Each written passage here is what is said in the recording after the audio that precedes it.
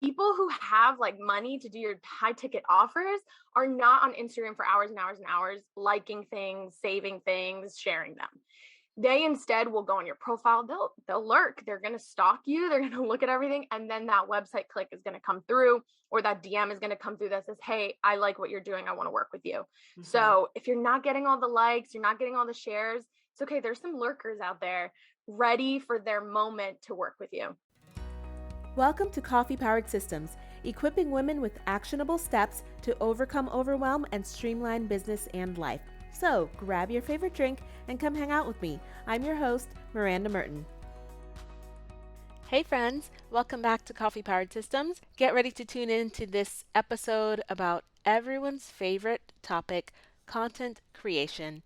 And I say favorite topic loosely because either you love it or you hate it. In this episode, you're going to hear me chat with Isabella Sanchez Castañeda, and she is a content strategist for service-based businesses looking to get seen so they can get paid.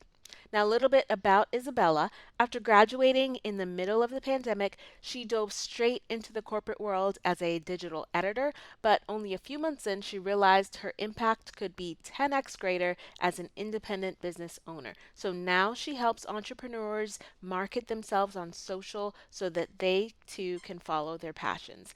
You will hear me and Isabella get into so many things, and she has quickly become one of my favorite people. I love following her on social media now, and we had so much fun in this conversation, and I learned so much stuff as far as strategy goes. We talk about creating your content. We talk about where you should show up on the internet. How do we know what's working? What are some of the performance indicators that we should be keeping track of?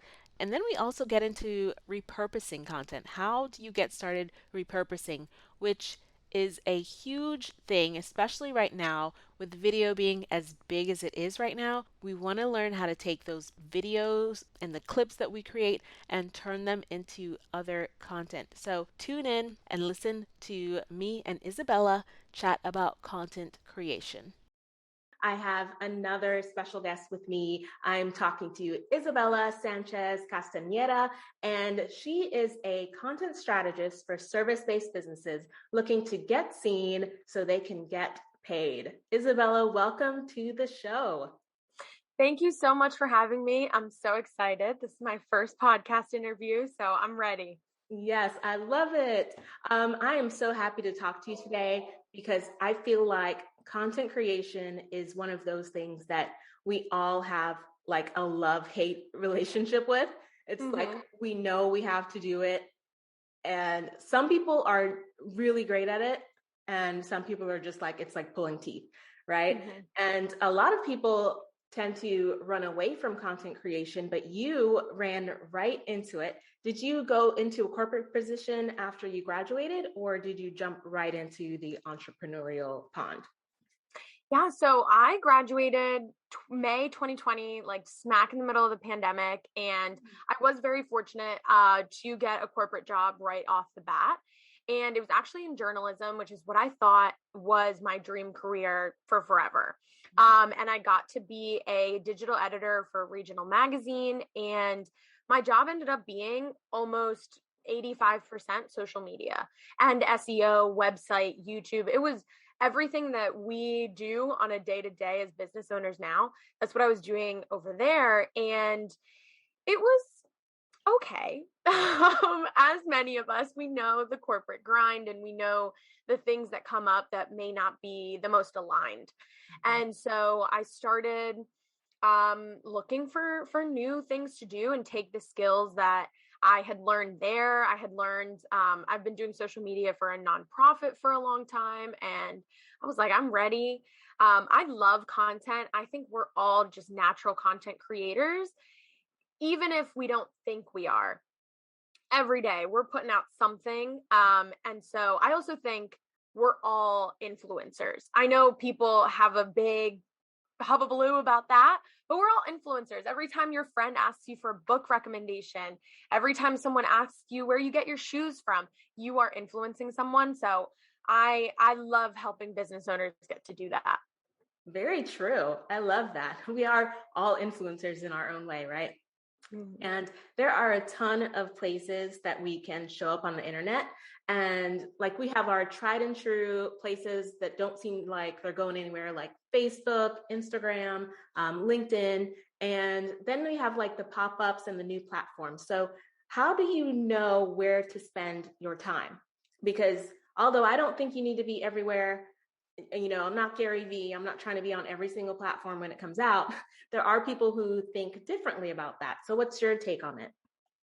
I think there is something to be said for healthy experimentation, but always have your one or two platforms that are like your strongest base. So I know for you, that's your podcast. For me, it's Instagram. Right now, I am starting to put out more content on YouTube. But that is like where you will always find me. And so first have the place where people can go and say, that is where Isa is going to be. It's the place that you're most going to send people to when you meet them or when you're at a conference. And Mm-hmm. then experiment. So one place that I experiment often with is TikTok. And so I'm on TikTok every once in a while. I do kind of like, I call them month long sprints where I'll post every day. But then I took a hiatus because I was launching and I knew that my launch was going to be a lot stronger on Instagram. And so do what you can on other platforms, but have your base, your home base, where you can always be found. Yeah. And do you experiment as well? So if you're going on TikTok, are you experimenting with things like reels and comparing and contrasting how they work for you? Yes. So I love the comparison between TikTok and Reels because even though they're the same format, the culture is so different. Mhm. And I really had to adjust. So when I jumped into the Instagram game, I actually started my page with 28 days of Reels. And this was back in February.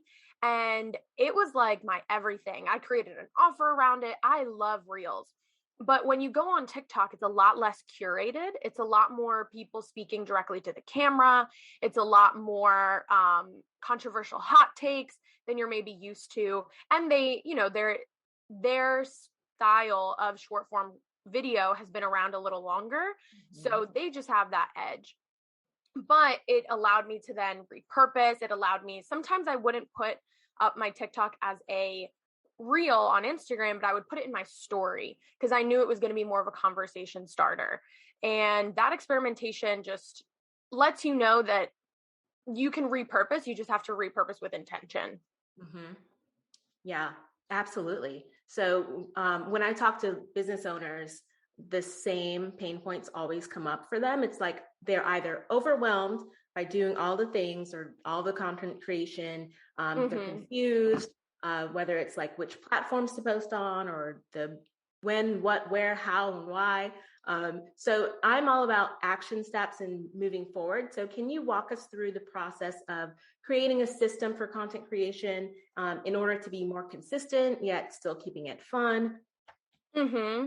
So before we dive into specifics, I just want to say give yourself permission to create your own system. Mm-hmm. So often we see all the content calendar freebies and we see the templates and we see the flows, and they may not work for us, especially if you are someone who considers yourself a lot more creative or a lot more free flowing. This structure may not be ideal. And just because it works for, say, I love following Monty Woodard, and I know that he puts out 3 pieces of content every single day. His system is insane, but it's also because he has a team. And Right. so I saw his system and I was like, oh, I want to plug and play. And then I was like, that's unrealistic for me. So give yourself permission to be flexible, to take things and tweak them as you want. So I remember a couple months ago, I really wanted to put everything in ClickUp. I thought that ClickUp was going to be the game changer, and I was like obsessed. But then to me, it felt, because I am a solopreneur, it took so much more effort to like go into the ClickUp app and try to put everything in there instead of just going into my notes app. Mm-hmm. So now I know I have a section in my notes app. You can create little folders and I put my captions in there and I have my graphics and everything. So I've created a different flow that just works for myself. So I can break down a little bit of that. Is I do all my content ideation and just like brainstorming and putting everything like that in Airtable. And I like having it in the spreadsheet format. That's what I use with my clients as well, just because it's so easy to see it in a calendar view. You can move things around a lot more quickly. But from there, I usually will then take it and say, okay, is this going to be filmed? Is this going to be a carousel, Canva graphic photo, whatever, and go. And usually there, I'm not super rigid. Sometimes I'm feeling the creativity of that caption. Like last night, I knew that I needed a post for tomorrow, and I looked at my Airtable and I just like kind of riffed in my notes. And I was like, oh, that feels good. And I'll edit it before it goes out. But it felt good to just do it on my phone.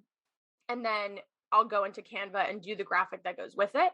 But it's all very, I want to say intuitive, just because when I try to force myself into the Airtable box or the ClickUp box, or I have to do everything in Google Doc because it needs to be so organized, I end up putting out content that I don't love. And I know that that's what a lot of business owners are doing, is trying to fit themselves into systems and flows that aren't intuitive to who they are. Yeah, I agree with that. Especially, I love that you said that, you do just pull out your notes app. It doesn't have to be, I'm going to put this in Notion and then I'm going to put this over here in Trello, and then step by step, especially if you're just may be different if you are having a team, or, you're like Pat Flynn, for instance, he's got a whole team. He's doing all the things, got the spreadsheets. Do what works for you as well. And you're right, it'll be a little more intuitive. That keeps it fun and fresh. You said actually, probably a couple of weeks ago on your Instagram, you posted and you said, stop letting strangers on the internet bully you into doing things you hate. And this resonated so hard. And I want you to go ahead and talk a little bit more about that statement, because I think a lot of people need to hear it. Oh my gosh, I'm so glad you saw that and that you brought that up.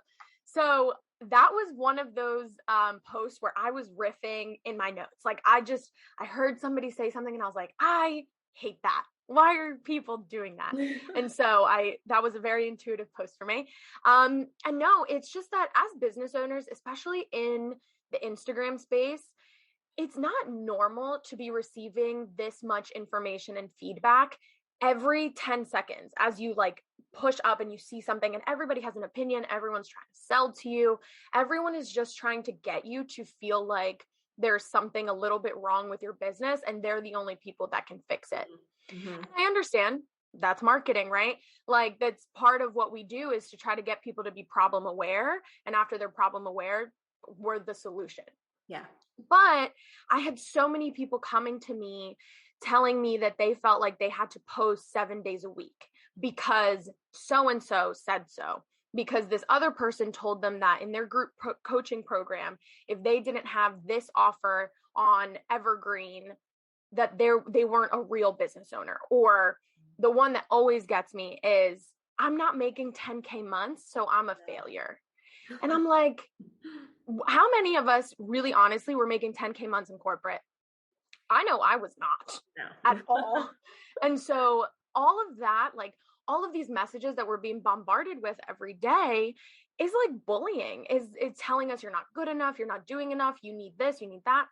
And it's just all the strangers on the internet who are trying to get to you. So I appreciate you brought that up, because often we just need that perspective to like take a step back and be like, do I think I'm failing? I don't think so. I thought I was doing pretty well until I saw, Susie's post that called me a failure for not making 10K months. Yeah. But in reality, she was just trying to get me to buy her group program and get the upgrades. And so kind of having that room to just be like, she's a stranger on the internet. Yeah. And those strangers on the internet are at a different spot than we are, right? So Susie K, who's making 10K months plus, she's probably 10 years in business, was failing, but we didn't see her failures. Not everybody's not posting their, oh, I just launched a product to crickets, or it sold $1,000. We don't see those. We're like, oh, my product just sold $97,000 for my launch. Nobody's telling us the and some people are 5 lying. people bought my stuff. Yeah, and some people are really lying to you. Like, not everyone. I don't want to say that people are scamming us. Majority of people are being honest and doing their best, but there are some people who come on. I know everybody does this during their launch and goes, "There's only 2 spots left," and then you do sign up for your program, and you were like, "Oh, so there were only 2 spots in total because there's only 2 people here." And so, when I get it, and a lot of times they're doing that with the best of intentions because a business coach told them that scarcity sells, and et cetera, et cetera. But sometimes they're not giving you the full picture, and they're twisting things in a certain way, and you're left on the other side of the screen like, oh no, my program doesn't have 2 spots left. My program has 20 spots and I've only gotten 1 inquiry. So always taking grain of salt, having those conversations with business friends, those candid conversations, being like, hey, what was this like for you? What is the failure you've had?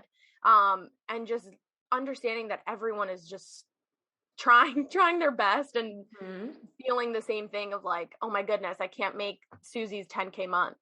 Right. And a lot of it is marketing. Like you mentioned, the scarcity stuff. But I'm like, just do what feels good and just tell the truth, right? Sometimes you get the emails after the cart has closed. It's like, oh, I had so many people telling me, oh, I missed the cart close. Can you reopen it? And then, that email was already scheduled a week ago. Absolutely. I'm just like, I've been in the game. I know what this is. Absolutely. But yeah, I'm all about just do what feels good, flow, and tell the truth to people, So after we've got all of our content strategy down and we know like we're on a system, what are the metrics that we should be looking at? What are some performance indicators that we should be keeping track of? I love this. So I think my number one, if you are using a short platform like Instagram or Twitter or something like that, is the conversations that started because of it, whether that's conversations that started in a comment or conversations in your DMs. Because even if it's only 1 or 2 people, but they felt so compelled that they took the extra step to actually type words onto their phone, aside from that double tap, it sparked something. And I do want to be clear, it's not like those spam people who come in and they're like, love this. Yeah. No, not like that. But the ones who are like, wow, this resonated with me.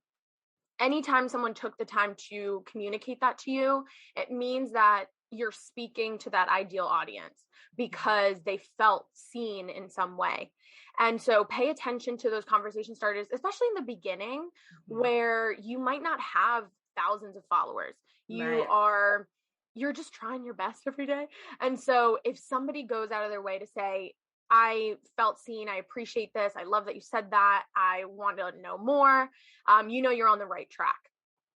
Later on, as you are using more call to actions that are specific, like sign up to my email list or watch my YouTube video, or the one that we love, go to my sales page, then we want to start looking at how many people are taking that action from your post. So they're going to your profile and then looking at your website. Or I love doing this, is saying like, send me a DM with the word VIP. If you want to book a VIP day with me, how many people took that extra step? Because it means that people are listening. They're going all the way to the bottom of your post and reading your call to action and everything like that. So definitely, are they kind of listening to what you're saying? Because we don't do extra things. We don't take extra steps for people that aren't connecting with us. Exactly. We take those steps as they go further along. So definitely conversation starters and website clicks are the 2 that I focus on the absolute most. I try to leave the likes aside, just because there are so many different things that you could be doing to get those likes, but it doesn't mean that the people liking it are your ideal clients. And I love, this was an advice that I got from Vivaciously Marina and the Vogue Guide. Marina and Viv told me very early on in my entrepreneurship, they said, the lurkers are the ones that pay you. And people who have like money to do your high ticket offers are not on Instagram for hours and hours and hours, liking things, saving things, sharing them. They instead will go on your profile. They'll lurk. They're going to stalk you. They're going to look at everything. And then that website click is going to come through, or that DM is going to come through that says, hey, I like what you're doing. I want to work with you. Mm-hmm. So if you're not getting all the likes, you're not getting all the shares, it's okay. There's some lurkers out there ready for their moment to work with you. That's great too, because especially in the beginning, you're not going to get all the likes and the shares and the views. There might have been 2 people on your live or 5 people watched your video. So that's a great indicator, is people reaching out. Mm-hmm. Mm-hmm. I love that. So once we know that video is here, it's where it's at. Yes. And so if we're not doing video, then we should have it as part of our content plan in the near future. So what's your favorite tip you've learned along the way to better be confident in doing video as part of social strategy? Yeah. I love the tip to stand up while you're doing your videos, especially live videos, because it opens you up. So as we're nervous, our shoulders start to hunch and our breath gets more shallow. As you're standing, you just have more room. You might be able to kind of sway a little bit. I mean, don't like overdo it, but you have a little more room to, if you are feeling nervous, like the bottom half of your body can move and people don't notice as much. But more than anything, it's that breathing. So stand up for those first couple of videos. And I don't know if you've seen that TED Talk, but power pose a little bit, like widen your stance, your superwoman while you're on live or while you're on YouTube, whatever it is, and just, put yourself out there like the expert that you truly are. Mm-hmm. Yeah, you just got to do it, mm-hmm. basically. And one of the best strategies that I know is utilizing your video and your content to repurpose it later. Mm-hmm. And even though many people know what it is and what they should be doing, it's still kind of overwhelming, especially in the beginning when you're trying to figure out how to break things apart, where to put it, what to do. Do you have a strategy for repurposing that you could guide us through? Yes, I love this. I have my little flow for repurposing. So always go from your longest form content, whether that's your podcast, your video, or maybe a blog. And then from there, you usually made an outline for one of those pieces, right? So take that outline and you can easily make that into a carousel. So if you don't want to go from video straight to video, you can go video to carousel. You can go video to tease it in an email and get people to watch the full thing by just teasing a little snippet. Say, are you really wondering about this? Or you've been struggling with this and I heard you, so I created this for you. And then you kind of go a little longer. The girls love their quote graphics. So instead of pulling a quote graphic from Pinterest, let's pull a quote from something that you said, because it's going to be in your voice. It's going to resonate more. So maybe you said something where it was alive and somebody in there said, oh yes, put the praise hands, put the emojis, everything. Pay attention to that moment. Take that sentence and put it in a quote graphic. If it was really juicy, especially the way you said it, screen record or cut that little piece, and that can be a reel. And you can just keep doing that, and it can be in your story, it can be in your email, it can go onto a different platform, whatever it is, and you can spread it out. I think people are afraid of repurposing because they fear that they're going to get repetitive. Yeah. But in reality, not every single one of your followers is seeing every single one of your posts. They're not reading every single one of your emails. So taking snippets, taking little bits, you never know if the third time you put it out is the time that people say, oh, this is the time it really hit. This is the time I needed it. Mm-hmm. Yeah. Because a lot of times you need to hear things multiple times. Because think of how many times we've heard people say things over and over again, the same thing. Mm-hmm. You'll be like, oh, I heard Marie Forleo say that. I heard Glennon Doyle say it. Everybody's saying the same stuff, but the one time that you need it, it's going to resonate. And that person that said it, it's going to come through for them. It's going to come through for you. So, and it might just be the way that the person said it, or the way that the person who said it looks, or the way that their life experience matches yours. Mm-hmm. Because sometimes when Gary Vee says something, I immediately think, oh, that's not for me. I don't have a 40-person team like Gary Vee. Yeah. But if another solopreneur says the exact same thing, I believe them a little more because I'm like, oh, she's in my spot. So it can be like that. I don't believe that there's ever anything 100% original. It's Mm-hmm. just said in the way that only you can say it. And that's the unique part. Yeah, it's all repurposed. Exactly. And so, Isa, what are some of your favorite tools right now that you're using for content creation and implementation? We know we heard a little bit about ClickUp and Airtable, or you tried ClickUp, wasn't for you, but we heard about Airtable. What are some other things you use, whether creating live video, things like that? So definitely want to emphasize Airtable. I think it's one of the most intuitive, and I'm not a big Excel girl, but I do love Airtable, just the way that you can organize, label things. I make sure that I have a column that is my content pillars, but separately I add a column that says purpose. So every single one of my posts has to have a purpose, whether that is to build connection, whether that is to promote my service, build my email list. I put it there intentionally so that I'm never putting out content that's fluff. If it's going to be fluff, take the day off, take some time. Instagram will be there tomorrow. You'll be okay. But having that purpose column in Airtable for sure. Then I do love my notes app. I think that if you are a solopreneur, there's nothing like having something in your pocket where that idea strikes and you can write it in. Remove all the resistance by, imagine if you have to log into your Google Drive and the password's not working and now you lost the idea. Remove the resistance. So I love my notes app. For video specifically, InShot on my phone is how I edit my reels, how I edit my YouTube videos, how I edit everything. I am just from college, like I know how to use Adobe Premiere Pro like the back of my hand.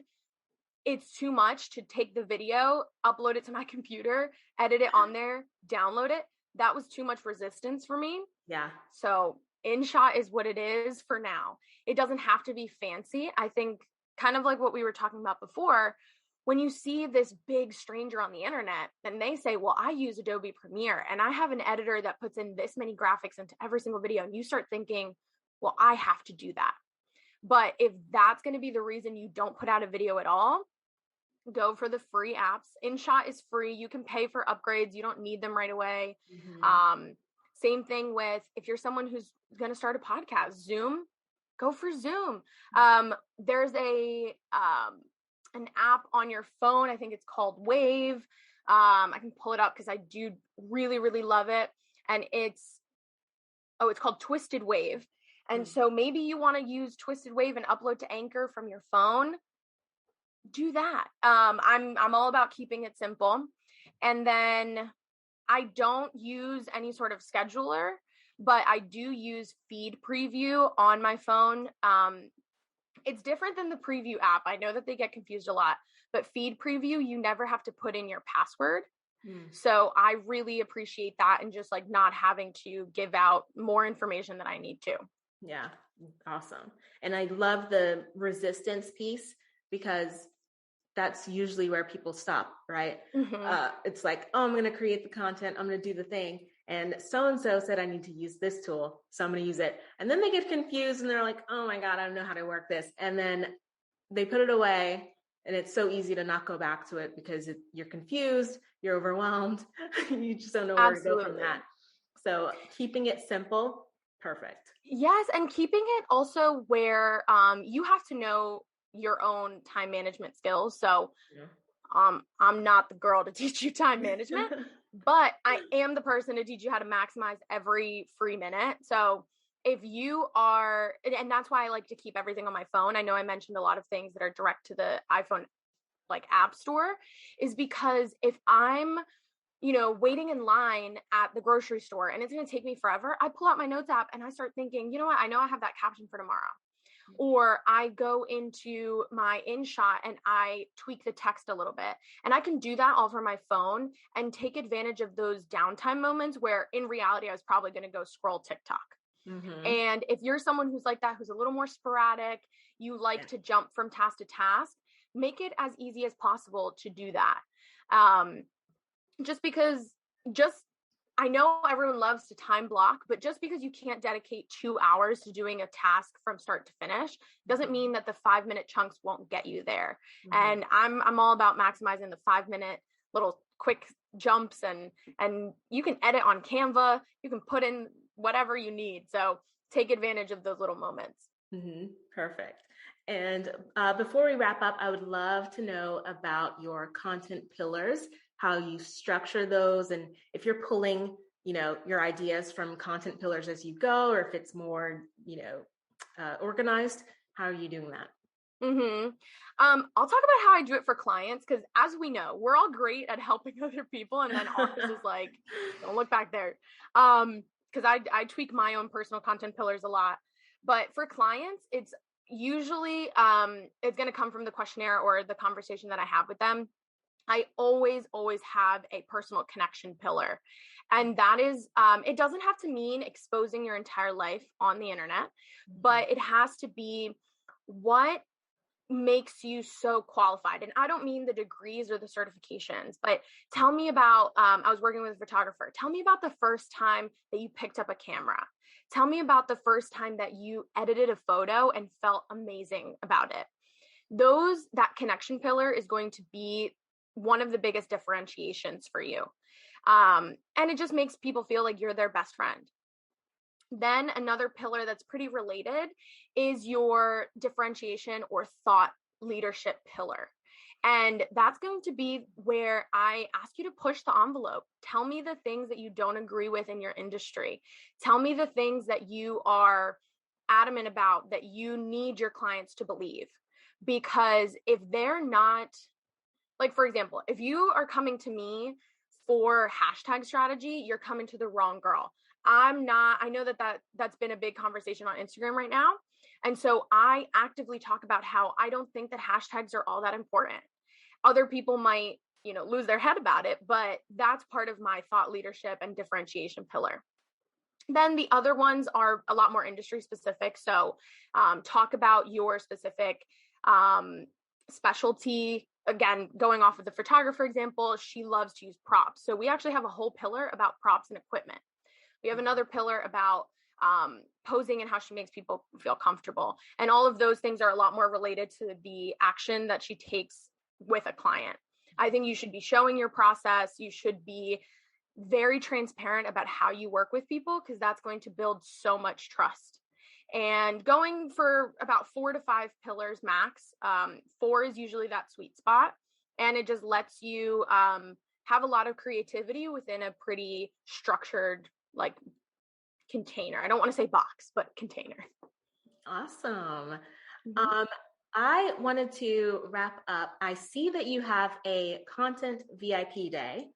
And can you tell us a little bit about it, what you're working on, and also finish up with how we can connect with you? Yeah, I love my content VIP. I love working with people in my content VIP days. So what we do is we get together, and first and foremost, we hone in on the ideal client. And I do that through a game of Would You Rather. So I had a book when I was growing up in like middle school called Coke or Pepsi. And it was like you had to check off, and you would go around with your friends and be like, Coke or Pepsi, a skirt or a dress? Da, da, da, da, da. And I love it. And I do kind of like a business version of that with clients. And I think that you need to know a lot about your clients, like what makes them tick, what things they don't like. Are they into personality tests? If they're into personality tests, you have a whole arena of content, of memes, of silly things that you can put out that they're going to die for. I love an astrology meme. And so we do that first and foremost. We have a lot of fun with the Would You Rather. Then we go into those content pillars, because the content pillars have to be very related to what is going to resonate with them, as we were talking about before. And then we plan 90 days of content in Airtable. We get all the juicy ideas out. We put a purpose next to each one of them.